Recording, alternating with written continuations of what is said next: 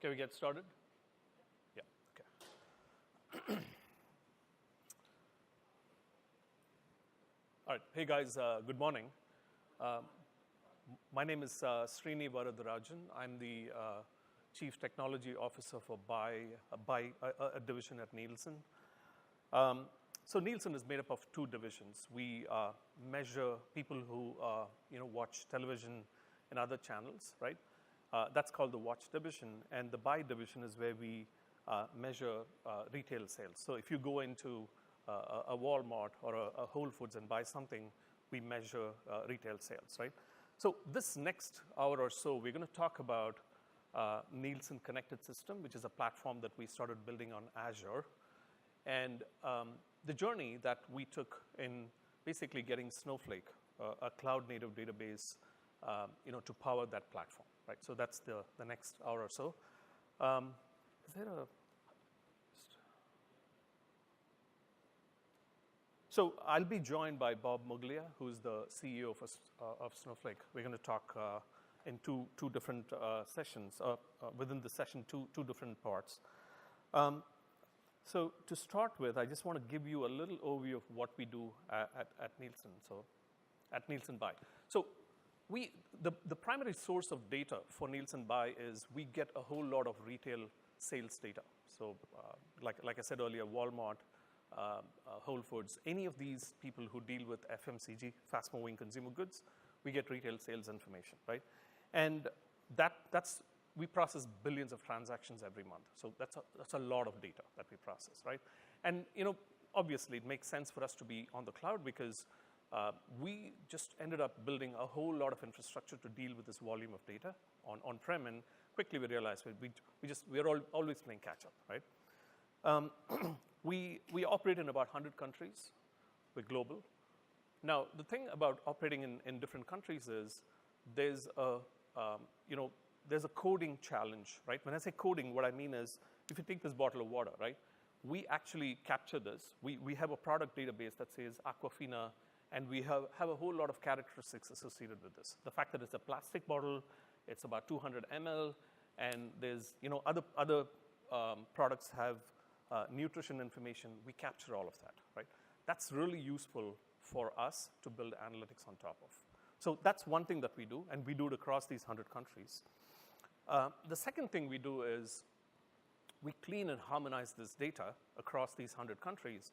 But more important, we know that eventually we'll only have a subset of the data, right? Because we don't get it from all the retailers, from every sale that happens. So we apply a lot of machine learning technologies and data science to project, right? So we project price baselines, we project market share, so on and so forth. So that's the other thing we do. Now, based off of all of this, what do we really provide our clients, right? So first is, like I said, we project, and hence we can say, what they buy, right? So if you're buying milk, we know that so much milk is being bought in this region. And then we correlate that with milk is always usually bought with eggs or bread, right?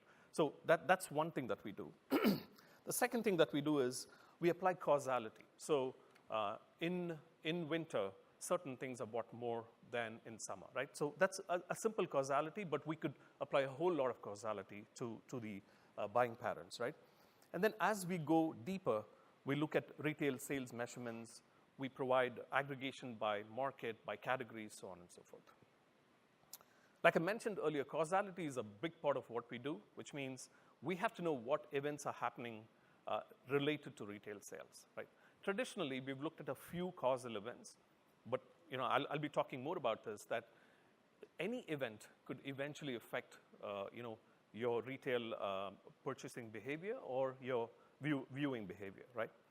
And then we do some what-if analysis. For example, we could predict how to optimize your price, or how to package certain things, how to display certain things, right? Finally, I think the most important thing here is our system is a decision support system, which means that big companies actually pay salesman commission based on information that Nielsen provides. We kind of call that currency, but you understand how important this measurement has to be, right? So with this backdrop, I just want to give you a little bit of what this platform should look like, right? Now, remember, we're doing all of this today, but we're not really doing it in a nice, cohesive way. We have different products for every country, right? So for example, if you have to apply weather data with our data, you have to do it in 40 different products. That's how fragmented we are. And we grew through acquisitions. So in the process, we ended up having different architectures, different technologies, and it's not easy to deal with data, large amounts of data when you're fragmented, right?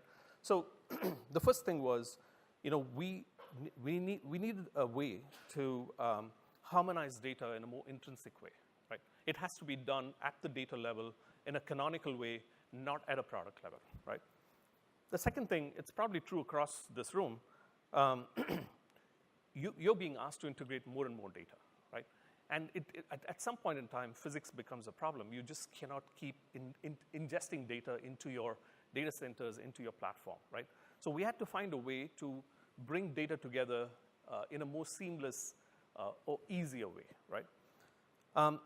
The third thing is we have several products today. I mentioned that, right? Now, each product comes with its own baggage of its data model. And data models can be really difficult to deal with. So we had to find a way to create a canonical data model which would provide consistent access to data, right? And I spoke about causalities before, right? But really, if you think about it, right, we were dealing with a few causalities, but the events that happen around us, I'll give you an example. A hurricane in Pakistan could affect the price of sugar as a commodity, right? Now, we had to find a way to take that event and translate that into a set of insights that will help our retailers and manufacturers, right? So the point here is any event is eventually a causality, and we have to find a way to take that event and apply it across your data model, right? I'm sure this is true again in this room. 70% of the time that we spent on a project was in preparing data, right? We needed a data platform to say, look, don't worry about the preparation of data. We'll find a canonical way to do that. Start building products on top of a large corpus of data, right? And then the last thing here is we really wanted the platform to be open, right? Now, don't confuse open with open source. Open source is great, but also it comes with a baggage. Being open really meant that we're dealing with a lot of data here, which means that, and we cannot ingest all of the data. You have to find a way for different people to come, bring the data, participate in a democratic way, right? To build insights out of. So that was super important for us because we have our data, we have clients who bring their own data, and they're not going to give us their data, right? Some of the data is, there's privacy there. And then there's the partners who bring their data. So you really had to build an open platform. So with that said, if you really take that, all these things, this is feedback that we got from our clients, we got from our internal product managers. If you kind of lay it out in a very a block diagram, right? This is what the architecture would look like. So at the bottom of the stack, we have, like I said earlier, we have two types of Nielsen data, the buying patterns, the retail consumer data, and then we have the viewership, the audience data, right? Now, to the right of that slide, you can see we have our client data. So clients bring a lot of their data. Ideally, this is a big conflict between us and our clients, right? We tell them, give us your data. We'll put it in our data centers. And they say, you know what? Give us feeds of your data because we're not going to share our data with you. This is a big conundrum, and Bob will talk about how we're addressing that. Partners data. So weather data or credit card data, all this is useful in deriving insights. And all that is sitting somewhere, right? Although this architecture is showing that this data is going to be inside a Nielsen platform, it doesn't have to be, right? And then the last thing is we have a whole lot of external data. It could be government data on weather predictions, so on and so forth, right? So that's the bottom layer, right? And then if you go up the stack, something that we call the Nielsen Data Exchange, that's really what today is about. How do we bring all this data into some kind of a data lake? I know data lake is an overused buzzword, but we're going to talk about that data lake here, right? What it actually means for us. Bring it into a data lake. And allow a whole lot of different use cases to be built on top of one consistent data model stored in one way, accessible in one way, right? I've listed 3 things there, and I'll start with the Developer Studio, right? The Developer Studio is really a set of APIs that Nielsen developers and external developers write code against. We eat our own dog food there, right? The second thing, the Enrichment Studio on the left, is really a harmonizer. So as we combine Nielsen data with other data, we need a way for this to be harmonized, right? Now, we haven't really cracked this. Harmonizing is a difficult problem to solve. I think we've done it in a way that data that relates to our data, we've found ways to harmonize it. So that's what the Enrichment Studio is. And then finally, Data Science Studio. You know, I was recently with a very popular venture capitalist in the West Coast, and he was telling me that Nielsen was doing data science even before the word data science was coined, right? So we have a lot of experience in building data science methodologies. Data Science Studio is basically a tool that captures the full life cycle of data science methodology development, right? It's not SDLC. Software development is very different from data science development, right? We've captured that into an end-to-end workflow that you can automate. So that's that. And then there's 3 layers of visualization and analytics on top of this the data platform. So we have the basic visualization that basically talks about what's happening, right? And this is the simple stuff, just taking the data, aggregating it, and telling you, the different cuts by dimensions. The layer above that is where we start, putting drivers into that data, mixing more analytics with the data and telling you why something happened. So why did sales go up during this time? Or was there an event that caused that price to change or sales to change, right? And then the top is what's next, which is really to say, if based on this data that we have, the machine is learning and saying, you could potentially do this. You can do this promotion. This is how you should price it, so on and so forth. So that's the architectural stack that, the way our business sees this platform.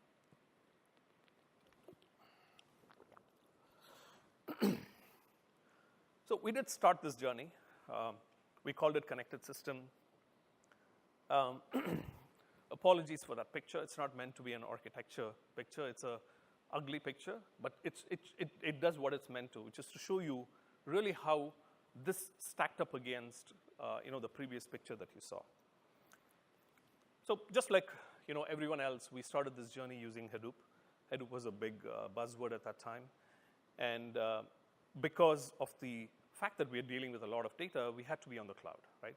Now let me tell you, Hadoop and cloud, bad marriage, right? It doesn't work very well. It requires a lot of expertise from your side to make that well. So for the first mistake that we had made was we really were not using cloud storage. And not using cloud storage can be a big problem. And I'm going to list out all the things, all the problems that it caused, right? Now, as we started running both the factory, so you can see on the left-hand side, there's a Spark-based factory, and the right-hand side, there's a data warehouse, which is basically reporting on top of this data. They start contending for, HDFS resources, right? Now, you could potentially, isolate them, but by the time you wrestle with Yarn and, you make these data movement between Hadoop clusters, you want to tear your hair out, right? That's how cumbersome it is to work with Hadoop. Second thing is, we hit this familiar conundrum, right, which is to accommodate more data, you end up using more, you end up just getting more compute, right? Or if you want to get more compute, you end up, using more HDFS nodes, right? So scaling storage and compute independently on Hadoop in the cloud is not easy at all, right? You need rocket scientists to do that. Not rocket scientists. You need good software developers who really understand the internals, and it's a constant struggle, right? The next thing is, we have clients, different clients with different needs. We have Walmart. Walmart, when they use a system, they do not want to be affected by this, other client who's running this large query which can bring the system down. And that happens with Impala, trust me, right? So we had to find a way to isolate user workloads, right? But more important, we also had to find a way to, within one isolation, we need to scale up and scale down. A Walmart user would come in at 9 in the morning and use the system until 11, they'll bang the system, right? We needed a lot of compute at that time. But after noon, you want to shrink that back, right? So that was a big use case for us.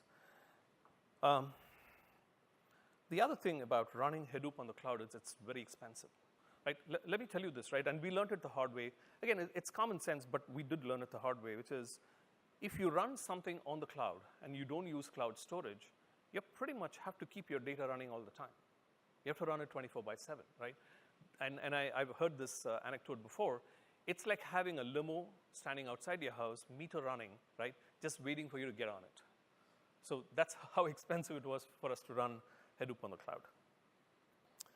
And the last thing here is platform as a service, right? And I know we get thrown with these terms, IaaS, PaaS, so on and so forth. I'm really going to take PaaS and make it something really practical, right? Which is we deployed Hadoop on the cloud. We used a distro from a popular Hadoop distro manufacturer, and we spent a lot of time triaging between that Hadoop distro, Azure, and ourselves. Now, trust me, you don't want to do that. That sucks the life out of you, right? So,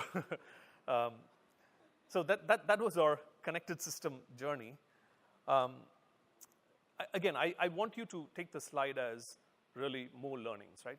Luckily, we learned all these things. I wish somebody had told us all this, but when buzzwords come to you and Hadoop comes to you, you end up drinking the Kool-Aid. But what I want to do now is I want to invite Bob up here to talk about Snowflake. But Bob, just if you give me, come on up. But I want to talk about my introduction to Snowflake. Right? So the picture that you see there is Marcin Zukowski. He's one of the founders of Snowflake. I know Marcin even before Snowflake was founded. Marcin basically wrote, his PhD thesis was about balancing vectorized query execution. So really, if you think about what Marcin did, this SIMD-based, that is single instruction, multiple data, vectorizing SQL queries, was invented by Marcin in 2009. Today, it's commodity. Even Spark SQL uses that, right? But in 2009, this was a very innovative idea.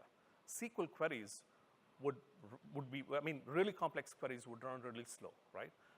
Marcin found a way to take the chipset instructions from Intel and marry it with SQL instruction to basically just benefit from that. So just like how you see a graphic processor on your screen, how quickly it puts the pixels in place, that's how fast SQL can execute if it runs SIMD operations. That's what Marcin did. So I was at Thomson Reuters at that time, and I was trying to build a data cloud. And I was looking for a technology that could really work at these speeds. The column-oriented databases at that time really didn't cut it. And I came across this thesis, and I worked with Marcin for the next 3 years in helping him build this product. It was a product that was sold to a company. Don't need to talk about that. But I met Marcin about 3 years after that in San Francisco in a Starbucks. He wanted to speak to me. I went there, and he said, hey, Srini, I've decided to resign from this company, and I'm starting a cloud database company. I said, this guy's gone cuckoo, right? Why would somebody build a cloud database? And 5 years from then, I'm standing here on the stage talking about Snowflake as though it's the best thing since sliced bread. So that's my introduction to Snowflake and Marcin. You can see the lineage now, right? The lineage of Snowflake. You can see solid technology, solid technologists, and I'll hand it over to you. Thanks, Srini. That's great. Thank you very much. So thanks, Srini. First, let me say it's a lot of fun being back here at a Microsoft conference. I spent over 20 years of my career working for Microsoft and have spoken at many, many shows. They were always named different things, Tech Ed, PDC, things like that for many, many years. So it's fantastic to be back and working with my Microsoft colleagues. And I will say that our journey to working with Microsoft and working with Azure really does connect through Srini and connects through Nielsen, because it was his focus of the needs that Nielsen had that brought us to Azure. It goes back about over 2 years ago. It was probably just about over 2 years ago. I remember meeting with Srini and the CTO of Nielsen at the time, and they were talking about what they wanted to do with connected systems and the challenges that they had. And what they said is, because this product is being sold to the retail community, doing it on Amazon was not an option. And we were at the time running on only one cloud. That was, we were running on AWS. And I remember very clearly being told that Nielsen would love to consider Snowflake for this project, and felt that we would in fact be an ideal solution, but it needed to be on Azure. And that was, I think, the beginning of our realization that when we look at what customers are doing, what we're part of, what Snowflake is a part of, is an industry-wide transformation that is happening, which is the movement onto the cloud, either working in some sort of hybrid way with on-premises systems, or going all in some cases for companies that are moving to the cloud. And regardless of where you are in that journey right now, and whether your decision is to operate partially on-premises, partially in the cloud, this is a tremendous opportunity for change, a tremendous opportunity to do things differently and to rethink the way your business systems all work. And we realized through our discussions with Nielsen, and then subsequently through our discussions with literally hundreds and hundreds of other customers, that as customers think about the cloud, they make a cloud vendor decision. They decide who they want to work with. And that really is the high order bit. The question is, when are we moving to the cloud? And for almost every company now, it's not if we're moving to the cloud. 5 years ago, there was an if conversation, and in many cases, no was the answer. But now we're in a situation where almost every company is doing something in the cloud. And one of the first decisions they make is, who do they want to partner with? Who do they want to work with? And what we have found is that customers make this decision. They go to products like Azure, and then they're very committed to that. And then they look for a data warehouse. And they say, well, where are we going to put our data? How are we going to manage our data? And that's what's really brought Snowflake into a mode where we're now on multiple clouds. And so it was fantastic. I appreciate the journey that Srini has started us on. They are our first customer on Azure. And really, they helped us to define what they needed from us, which turns out to really be the same Snowflake product that we'd been running on AWS for a long time, but deeply integrated into the Azure environment. And that's really what we're focusing on delivering. Now Srini talked about Marcin. I want to talk a little bit about how Snowflake itself came about. And I'll come back to the Snowflake on Azure at the end of my section of this talk, but I really want to talk now about Snowflake. And everything I'm saying about Snowflake is in the next section really is true regardless of what cloud we're implemented on. We try and be as close to identical as possible, and yet integrated into the cloud environment. Now, Srini was working with Marcin, who was actually our third founder. Our first two founders, Benoit and Terry, were architects at Oracle working on Exadata. And this was back in 2011, 2012. They realized that they had been working on a code base that is essentially 30 years old. I mean, all of the database products, if you look in the market, have a lineage and a history that goes back. Most of them go back to the 1980s. Vertica is a bit newer, but almost all the others go back all the way to the 1980s. Certainly SQL Server, which is a product that I know very well and spent many years working on personally. I've worked in the early days with Sybase and Bob Epstein in the earliest possible days of SQL Server, and so that lineage goes all the way back. And what our founders realized, Benoit, Terry, and Marcin together, they realized that with the advent of the cloud, it was possible to build something very, very different. It was possible to leverage really three technologies that came about in the time frame of the cloud: blob storage, effectively infinite, highly scalable, very, very durable storage, but that has this slightly inconvenient property of being immutable, which databases typically do not like. But it's a very, very interesting technology, and if you could build a data warehouse based on it, you could achieve some tremendous benefits. Virtual compute on demand, the ability to spin up nodes and spin down nodes very rapidly. And then the third real core technology that made Snowflake possible was very, very fast, inexpensive networking. It really was 10 gigabit Ethernet. Sort of mundane at some level, but incredibly critical, because when you separate a database across many different nodes, and you separate compute and storage, the speed of that network really matters. And prior to 10 gig Ethernet, it wasn't possible. And so our founders recognized that you could build a very different type of database on top of these technologies in the cloud that had some very, very useful properties associated with it. So what is Snowflake? Snowflake, very simply, is a SQL relational database through and through. We are a SQL database, and we are unabashedly relational in SQL. We're not an OLTP database. Please don't send 20,000 transactions a second at us. We will not handle it well. But we are a full transactional, ACID-compliant database. We support multi-statement transactions with a begin and an end in it. We're very, very compatible. I had the honor of doing the first public demonstration of SQL Server in 1988 in New York City. That was when it was called the Ashton Tate Microsoft OS/2 SQL Server. If anybody remembers that, I still have the box sitting on my desk. I built that box. I wrote some of the code in there and put all the floppies. There were 35 floppy disks in there, and that was at times 2 because there was both a 5 1/4 and 3.5 inch floppy disk present in there. The thing weighs about 20 pounds. But what's interesting is I did that demo in 1988. I could do that same demo today on Snowflake. It would be a ridiculously tiny amount of data, but I think that's interesting because you couldn't do that demo on Hadoop. You just couldn't do that demo on Hadoop. But that speaks to the compatibility we can provide and the fact that one of the attributes of Snowflake is we're very, very compatible. We focused on supporting as much of the semantics and syntax differences that exist across the different dialects of SQL. So if you're coming from Netezza, if you're coming from Teradata, or you're coming from Oracle, Snowflake will look very familiar. In fact, if you're coming from SQL Server, it's very, very familiar to what you're doing and you're familiar with. And it lets us run pretty much all the ecosystem of tools that people have been working with. So whether you're using ETL tools like Talend or Informatica, some of the newer products like Matillion or Fivetran, we support all of that.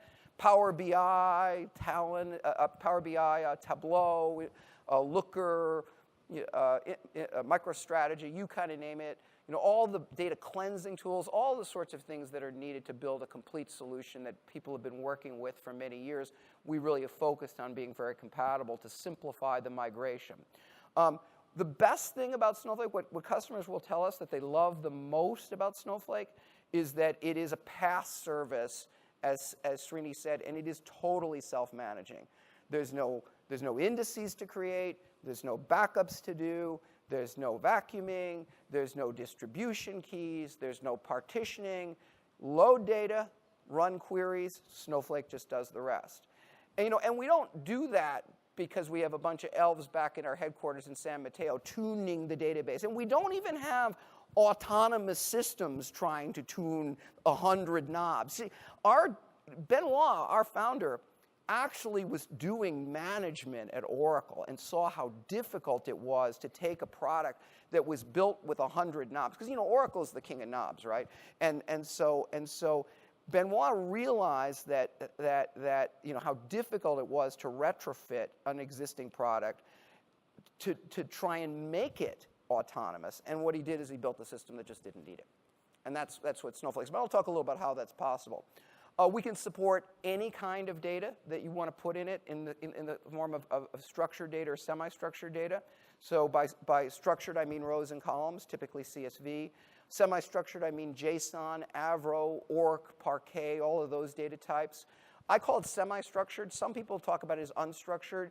I think of unstructured as video, and we don't yet support video, although eventually we'll have the ability to integrate with Azure Data Lake and support video through that and do indexing against that, provide rapid queries against video files. We're not quite there yet. But for semi-structured data, JSON, we actually treat that as if it were structured data. We make it, we essentially create the structure for it. When you load JSON or any of the similar formats into Snowflake, those structures are hierarchical in nature. If you look at a JSON document, and if you look carefully at them, you'll see repetitive attributes that repeat. But JSON documents don't have any given shape. That shape can change over time within a single document or certainly across multiple documents. We handle all that. We handle it all transparently.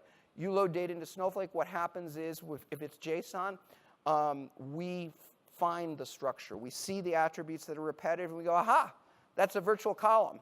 Well, we can support any number of columns, and we'll just create a virtual column on the fly.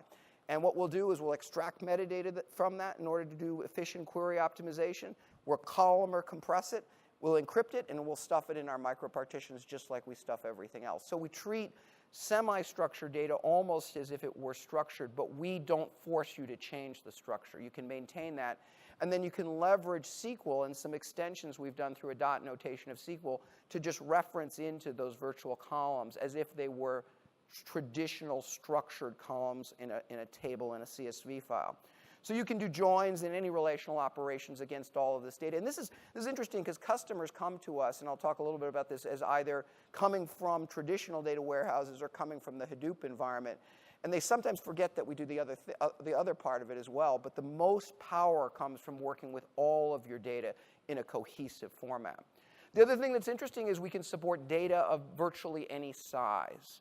I talk about Snowflake as being effectively unlimited or effectively infinite to our customers. Now, I say it that way because I'm an engineer. I've always been an engineer, and I know nothing is infinite. But if the limits are so high that a customer doesn't see it, it's effectively unlimited. A large table in Snowflake is measured in petabytes, one table. We have many dozens of those tables that are multiple petabytes in size. That's compressed. Our largest table in Snowflake is probably around 4 petabytes right now. Uncompressed, that would be somewhere between 20 and 50 petabytes in size. And we handle that table together with many, many other tables. We have customers with millions of databases running in a single Snowflake account. The scale and size of what we handle is incomprehensible to other database systems. We run Snowflake. I'll talk about this, but our unit of scalability in Snowflake is effectively an Azure region, not a cluster. So our ability to scale and run essentially as many concurrent queries as you want is completely present. And our largest customers who've moved off some of the largest Teradata systems are already running many times as many queries on Snowflake at a fraction of the cost that they were paying with previous systems. So the scale and capability that Snowflake has is effectively unlimited. And yet the simplicity that we provide makes the product actually appropriate for smaller customers that need a very powerful relational database. And the one thing I'll just say is our cost structure is very, very effective. We charge the same price for storage and data transfer that Microsoft charges us. So in the United States, we charge to store data in Snowflake is $23 a terabyte a month compressed. That's less than Dropbox and a fraction of what any other system might, certainly the power that any other system would provide. So you essentially have the power of the world's most capable relational database available to you with a storage cost that's the same as storing it in Azure Blob Storage, the standard Blob Storage. Now, on the compute side, we charge by the second. We have this idea of a virtual warehouse, and you can run as many of those as you want. A virtual warehouse is one or more compute clusters. We size those clusters. You determine how much compute power you want to throw at the problem. That essentially sets your SLA. We size those using T-shirt sizes, so small, medium, large. Today, we go from extra small to 5 extra large, which, to give you an idea, is a range from 1 to 256 nodes. So you can throw an incredible amount of compute power into a single virtual warehouse. We have one customer that every Friday afternoon, and they run between 30 and 100 nodes through the day. Friday afternoon, they do consolidated billing for their system. They spin thousands and thousands of nodes. We go from 0 to thousands of nodes, 30 to thousands of nodes in just a few minutes. They run that process for about 3 hours, and they bring it all down. That is elasticity. There's no other system on the market that could do that. There's nothing else that could support that. And we charge that customer and every other customer for their compute usage to the second. So when you're not running compute, you're not paying for it. And that means that at night and on weekends, your cost of compute is very, very low. Srini kind of addressed this. And Elastic provides that true capability. And we can expand these clusters fully dynamically with the ability to run queries and not stop anything. We've grown tremendously. We relaunched on Amazon about 3 years ago. Over 1,000 active customers today. Some very, very large customers, Capital One, Akamai, Adobe, lots of tech companies, DocuSign, Hulu. We're moving into financials. We're getting quite a bit of success in financials with companies like T. Rowe Price, all across the board. I mean, we're a very broad product, and so our customers are very broad. It's been so fun as we've been launching on Azure, though, because we're going out. I was in Australia 2 weeks ago, and I'm here talking to customers. And these are customers that I called on 10 years ago. And it's fun to see they're still, people are still working with Microsoft and having a great relationship with Microsoft. And it's really fun to be reconnecting with some of these customers that I haven't had a chance to talk to in a number of years. What are people doing with Snowflake? As I said, we are an analytic relational database. We enable people to scale from very small sizes to very large. People can take and put all of their data in Snowflake, so you can consolidate what you're doing with a traditional data warehouse, including what you do with OLAP cubes. You don't need cubes with Snowflake, and because you can give all your end users direct access to Snowflake because we can handle the capacity. And we support full role-based access control, so you can control who exactly has access to what. So you can take and consolidate multiple systems. You can consolidate your EDW, you can consolidate your data marts, you can consolidate your cubes, you can consolidate your Hadoop systems, you can put all of that data in Snowflake, and we have many, many customers like Nielsen that are effectively doing that and presenting the core database with its power directly to those end users. We do this, as we do this, we provide a very strong, I've talked about this really strong performance. Concurrency, this is probably the thing that more than anything else customers really love, is that you can have as many users running at the same time. We're easy, and we don't run out of, we don't stop as more users come on. We have something called a multi-cluster warehouse, which we can actually spin up one after the other at a time. And as I said, we're very simple. I went through most of this, but one of the things I do want to mention on this slide is that in addition to doing all of the things I talk about as a data warehouse, Snowflake allows any customer of ours, because of our architecture, it allows any one of our customers to share data securely and fully under their control with any other customer that has Snowflake. And in fact, we now have an ability for customers to do that with other customers that are not on Snowflake. So you have the ability to in real time, have true data sharing across organizations. And things like this are really, Srini mentioned this, things like this are really transformative for I think every company, but particularly companies that are in the business of working with data in some way or another. Interestingly, though, as I've looked deeper at this, I've come to the conclusion that virtually every organization has a data sharing opportunity. Very, very few companies even can imagine, or they're not started working on that. But I think in the next 5 years, we're going to hear data sharing more and more. I think it's the next wave of the cloud. How do we do all this stuff? I'm talking about, you've been doing data warehousing for many years. You hear me talking about this. You might think this guy's absolutely crazy because what he's saying couldn't be possible. The answer is, what makes Snowflake different? The answer is very simple. One word, architecture. Our architecture is basically built up on 3 layers. Our bottom layer is simply Azure Blob Storage. That's what it is. It's just putting the data in files in Azure Blob Storage. We call those files micropartitions. Micropartitions are similar to partitions you might be familiar with, but they're much smaller on average. A micropartition is tens of megabytes in size. It's the Goldilocks thing, right? Not too small, not too big, just right to pull data off of blob storage. We pull it off of blob storage through a compute layer. Our compute layers are always run single tenant for our customers, so you have a set of nodes that are working for you, these virtual warehouses we call them. You size it, small, medium, large, and then that determines your SLA, and those nodes work in cooperation to put data back and forth with blob storage. The way you load data into Snowflake, we now have a service called Snowflake that'll do this for you, but most of our customers, or many of our customers, use a data warehouse to do this. Everybody, when they load data, they use a different data warehouse than they use for running queries. That allows the loading of data to have no impact on users running queries. Let me say that again. Loading data into Snowflake has no impact on query performance. I think we may be the only system on the planet that could say that.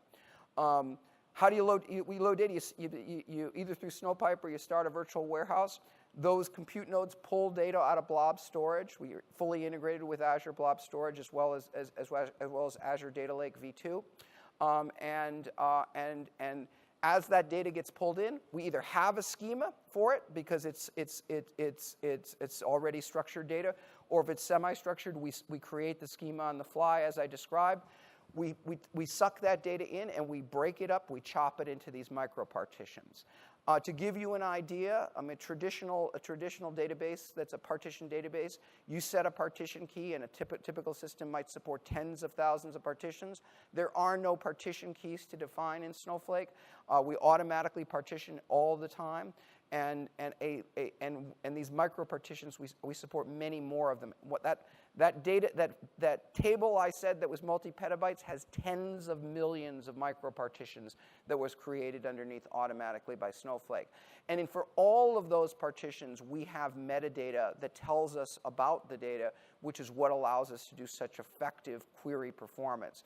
We have a customer today that has a multi-petabyte table that runs queries, and they require that those queries are complete on average in under 1 second. You cannot scan a multi-petabyte table in under a second, no matter how much compute power you put at it. The secret is by expressing a set of predicates in the SQL, we can leverage the data we have, the metadata we have about the data, to lower the amount of data scan, to do lightning fast query response. We do all of this automatically. It's not something you have to think about. How is it all possible? How can you run multiple clusters at the same time against the same data without any contention? Well, it's because we have a third layer. Our third layer is called the services layer, and that is really where the brains of Snowflake is. If the compute layer is the brawn, if it's the muscle of the system that does all the hard work with the data, the services layer is the brain and does all the thinking. It is the endpoint to Snowflake. It's where you connect to. You connect over TLS to Snowflake, so it's secured over the internet.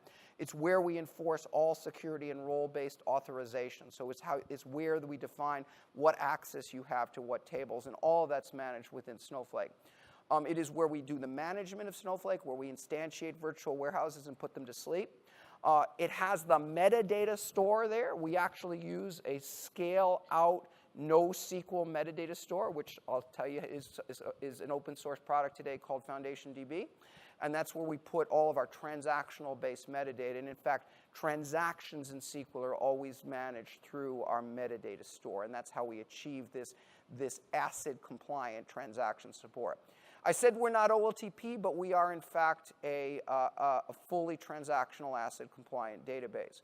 You know, one of the things that you can do in Snowflake is you can issue many things running simultaneously. You have a session going.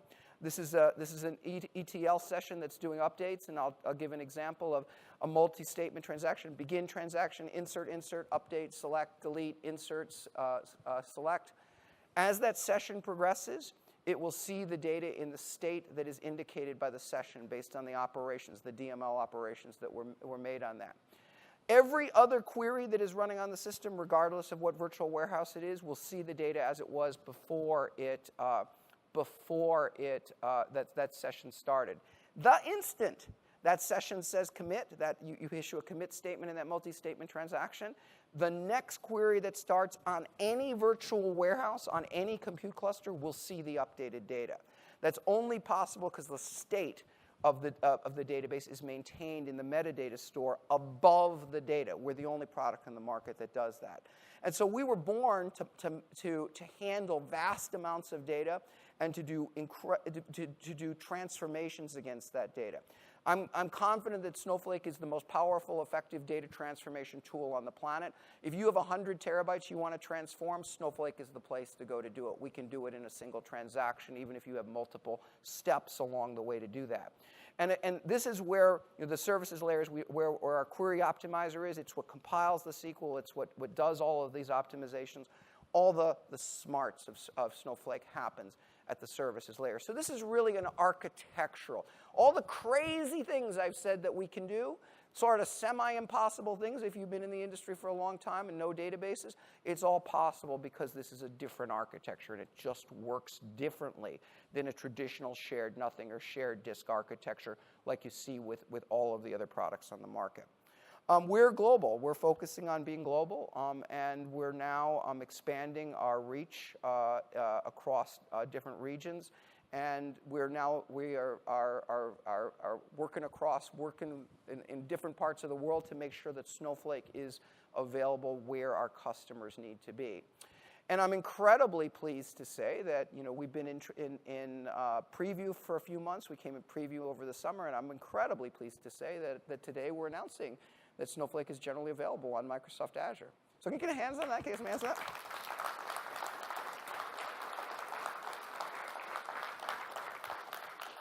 Today we're in East US 2. We'll be coming up in Amsterdam in Q4. Going into next year, we'll come up in a second region in Europe, a second region in the United States. We'll be coming up in Australia and then expanding over time to Asia and other parts of the world. We want to be where Microsoft is. We'll focus predominantly on Microsoft's larger regions and their hero regions and their larger regions that they have. But we're going to follow Microsoft, and we want to put Snowflake wherever Azure is, at least at significant scale. And so, how are we different? Really, it's the same product. I mean, that's the key. We've tried to make it as compatible as we possibly can with the product that we offer on other cloud vendors.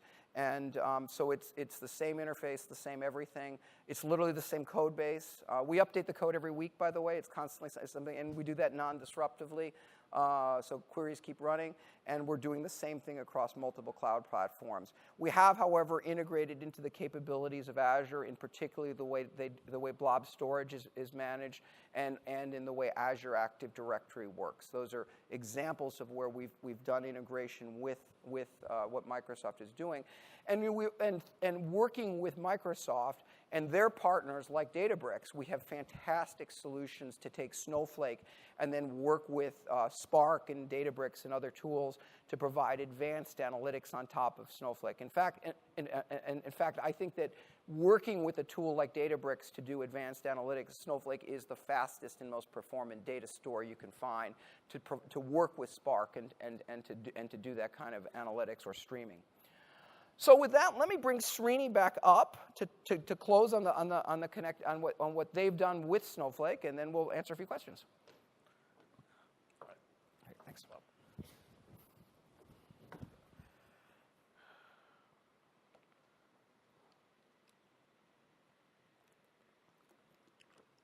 Okay, so the movie so far, you saw an opening, you saw the protagonist, you saw all the villains troubling the protagonist.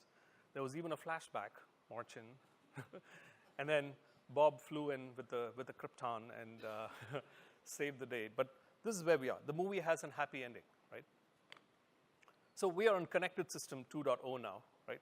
And I'm clearly calling out the cloud-native architecture. And I keep saying there's a difference between software that runs on the cloud and cloud-native software, right? And that's really how we define Connected System running on top of Snowflake, right? So the first thing is Snowflake operates on top of the cloud storage, and I'm going to end up repeating a lot of what Bob said, but you can see how it relates to the problems that I laid out earlier, right? So we can, they may have intermediate caches, but the fact that we drop our data into cloud storage, and cloud storage is what Snowflake operates on top of, that's huge for us, right? So the thing here is Microsoft's investment in that Azure storage, that's huge for us. The scale that they give us, the redundancy and the the multi-region, so on and so forth. So we leverage all of that, don't have to do anything special, don't have to wrestle with HDFS, right? Through this architecture, Snowflake brings, true decoupling of storage from compute. So I can keep, and Bob mentioned this, right? Dropping data into their storage has no effect on the querying ability, right? I can bring loads of data onto the storage, completely independent of compute, or I can scale independently my compute, right? Because I'm writing once and reading many times, right? So that's the independent storage. The next two things, the client level isolation and true elasticity, this is huge for us, right? And what that picture is showing you is, you see that vertical box, right, against the client data mart. What it's showing is we have the ability to provide isolation. So a Walmart will not get affected by another rogue user, right, or running a big query. So that we get that isolation. But the second thing that it's showing is the two gray databases stacked on top is that these are virtual warehouses, and between 9 and noon every day, I could scale this up for Walmart and get additional warehouses working, more compute, more resources. And at noon, I just shrink this back, right? So really, I can do this at a client level. That's what Snowflake allows me to do. So that's true elasticity. And obviously, we pay for what we use. So those peak times between 9 and 12, we make Snowflake rich. And then, we shrink back, right? We shrink back. So, although we end up paying for those peak usages, we're not paying all the time. That's what you do with some of the other software that we are running on the cloud before, right? The platform as a service. Again, Bob spoke about this, but I can attest to this, right? I myself and my team have been in positions where we had to triage. We have to tune databases. We have to build indices. We don't do any of that anymore. I don't need DBAs, right? So if there are DBAs in this crowd, apologies. You have to look for another profession, but we don't really need DBAs, right? I don't need to analyze my queries, rebuild indices. I don't need to rebalance my data. A big problem that we had to deal with HDFS and Hadoop is every time you get more data, you want to optimize compute, you have to rebalance it. Don't have to worry about any of that, right? And the thing is, it's truly multi-tenant, right? So if I know I've been, after Snowflake pounding them with requests to make my queries go faster, but the good news is if they do it, every one of you benefit, right? And if you guys, levy a requirement on them, I'm going to benefit from that. So that's what true multi-tenancy brings. And the last thing is Snowflake is fast, right? We have a use case where we pre-aggregate a lot of data, and those are basic, filtering, join queries, right? But we have a use case where we cannot just pre-aggregate everything, right? There's a lot of compute that's consumed. So we have an on-demand product, which today we run on an appliance from a very popular software manufacturer, right? We had to move that over, right? And that appliance runs on custom hardware, custom network, custom operating system, right? And you can't beat that, right? At least that's what we thought. But Snowflake beats that performance somewhere between 10 to 30%. So remember, when on the cloud, if you run fast, it's cheaper for you, right? You need stuff to run fast. So with that, I'm going to ask a colleague of mine who's in the crowd there, Roger Rashad. Roger works at Nielsen. Roger, if you can share a couple of anecdotes. You've used Snowflake. We come up on stage and talk through slides, but you're the one dealing with the actual software. Can you share a few anecdotes with us? Is the mic on? Yeah, sure. So we do use Snowflake in Connected System 2.0. So we can talk about three things that are, I think, very genuine about the power of Snowflake. You heard Srini and Bob talk about layer 2, which is what they call the virtual warehouse. If you were to use a traditional database, a traditional relational database, typically the first thing you start thinking of is the cluster. I have to provision a cluster. And your questions typically are, what's the size of my cluster? Should it be master-slave, master-master? How many slave replica? Well, I can tell you that when you use Snowflake, you don't have to think about it, meaning provisioning is not an issue. And that's huge for us. So when you hear Srini and Bob talk about the lack of DBA, it's true because half of what a DBA does is maintaining cluster. We don't need. And practically, what we do typically is we take a query and we run it on the smallest practical virtual warehouse. And now, if that performance is not good or the throughput is not good enough, through a SQL statement, we just change the size of the virtual warehouse. And then the next query will run faster. It's as simple as a SQL query. And then a second thing is, as a segue to the first statement, the lack of provisioning effort is, I think, the very elegant architecture that we've seen, and I think Bob alluded to it in the second part of his presentation about the multi-cluster, meaning a virtual warehouse could be set up on a multi-cluster where you can start spinning up 2, 3, 4, 5 clusters. Well, we've witnessed firsthand that you can dynamically change the size of a multi-cluster while a query is running. During that same session, during a query run, we changed the size of the cluster. The query kept on running and finished faster. That was pretty amazing, actually. I couldn't believe it. I didn't believe it. And the third thing that I would like to share with you is a fact about the SQL portability. So you heard Srini and you heard Bob enumerate a list of relational or not so relational databases that support SQL. At Nielsen, we had 2 such platforms. We were using Impala, and we were using that proprietary database from someone who uses, I think, the blue color in their marketing. We lifted and shifted literally thousands of lines of SQL without modifying them. So it is indeed SQL 92, SQL 99 compliant all the way. I can attest to that. There were literally, I believe, half a dozen functions that did not match. That's it. Over thousands of lines of SQL code. So that's it. All right. Thanks, Roger. Thanks, Roger. Your lunch is on Bob today. So the second thing that Roger said, that's actually truly amazing, and I'll tell you why, right? A query is running, a large query is running, and it's running on a set of compute resources, and then you throw more resources at it, right? For this query to actually acknowledge that extra resources, partition, distribute the data, rebalance the data. People who worked with Hadoop will know how difficult this is. Rebalance that data and start processing and actually benefit from that. If you've done true distributed computing and if you program multi-thread programs, you'll know how difficult that is. So that's that.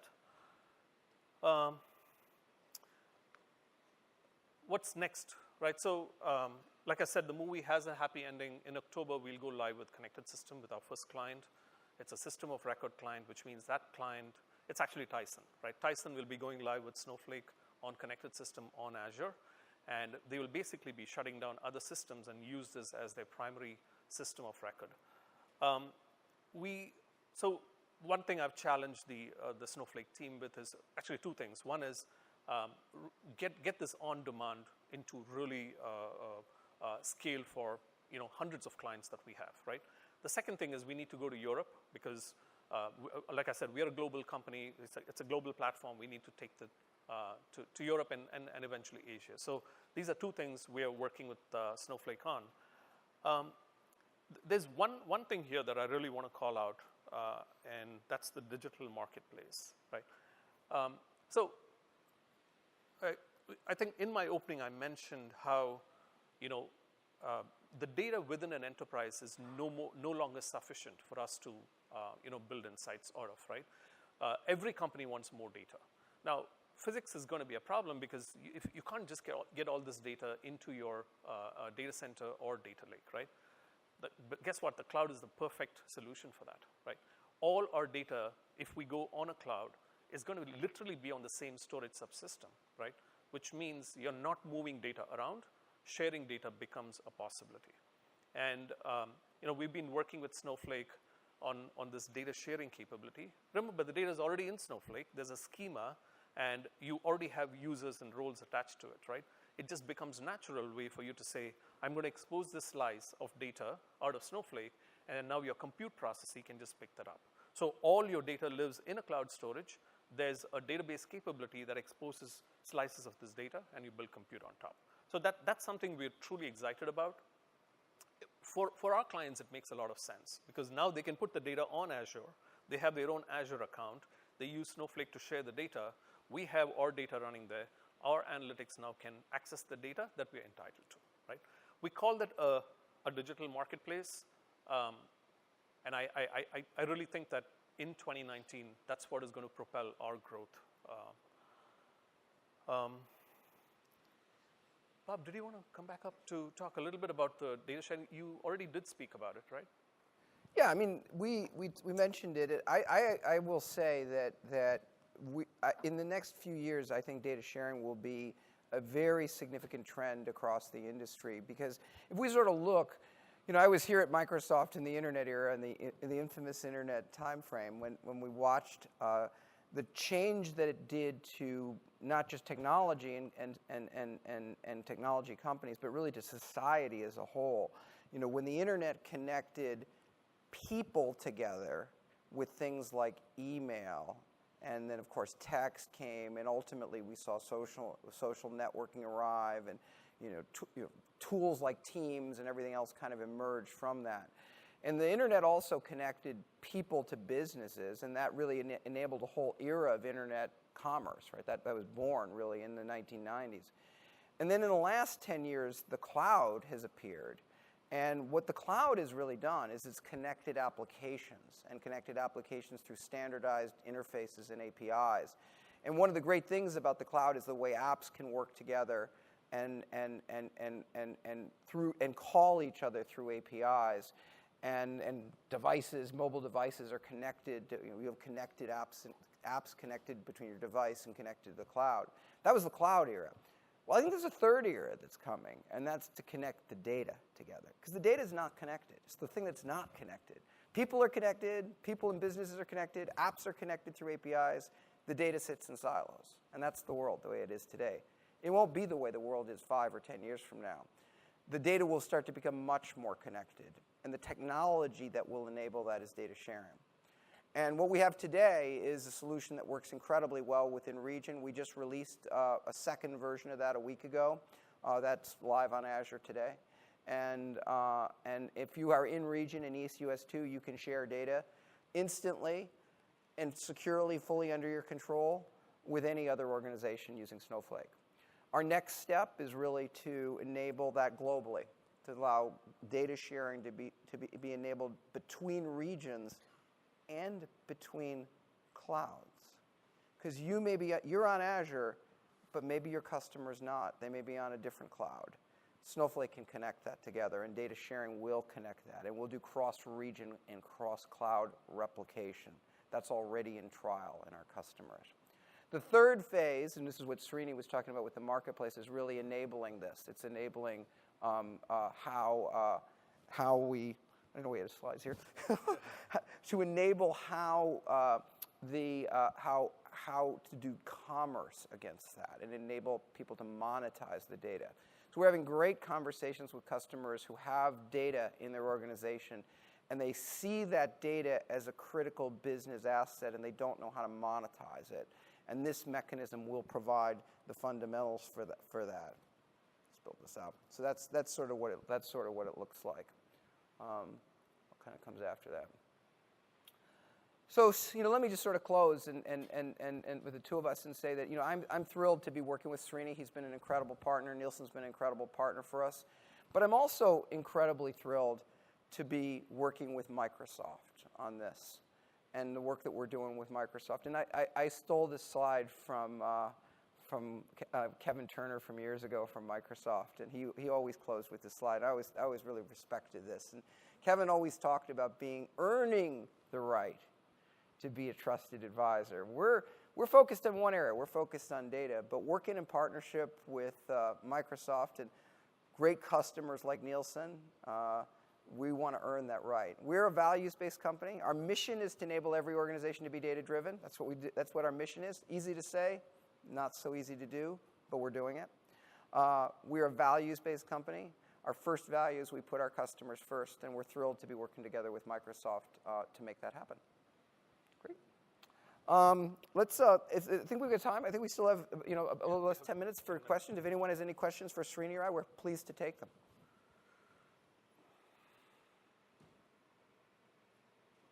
Yeah. Can you just step at the mic that's right next to you that way, because this is being recorded? So, if you have a question, you might go to the mic, so it just make it better for everybody to listen. It should be live, hopefully. There it is. All right. So if you're sharing data between customers or whatever, is there any way to track who and how much? I mean, to commercialize it. I mean, you just said we're thinking about it. Do you have any thoughts around how that's going to work, or? Yeah. So here's what we do. So when you run a query in Snowflake, we log all that. Everything's logged. Everything's logged. We have query. Everything has a query ID. I didn't mention this, but we support things like cloning of a database. You can actually, take in a database and do effectively a snapshot of that. If you're familiar with storage snapshots, you can clone. You can do things like that. All of those things are every operation is tracked with a query ID, and we collect a whole lot of data about what happened in that query, how many rows were touched, where the data came from, how the query performed. We have all these statistics. So when Srini calls me up and says, "Hey, this query didn't run fast enough," we say, "Give us first question. What's the first question? What's the query ID, right? What's the query ID? Tell me the query ID, because we can't tell anything. Give me the query ID. We'll know exactly what happened in that query, because we have all that data." Where do we put it? Guess where? Snowflake, of course. So when the data runs in the Snowflake service, we load it back into Snowflake. The data about those queries get loaded back into Snowflake. You know what we do? We share that data with you. So the information about your queries is shared to you in a usage database. We're now adding the facilities so that if you are what we call a data provider, and you want to share data with a consumer, what we call a consumer, one of your customers, or an organization you do business with, the queries that they run that touch your data will provide information back to you, based on what we can realistically do about that. And that is the foundation of the basis of how we'll enable monetization in the future. So yes is the answer. And we're eating our own dog food.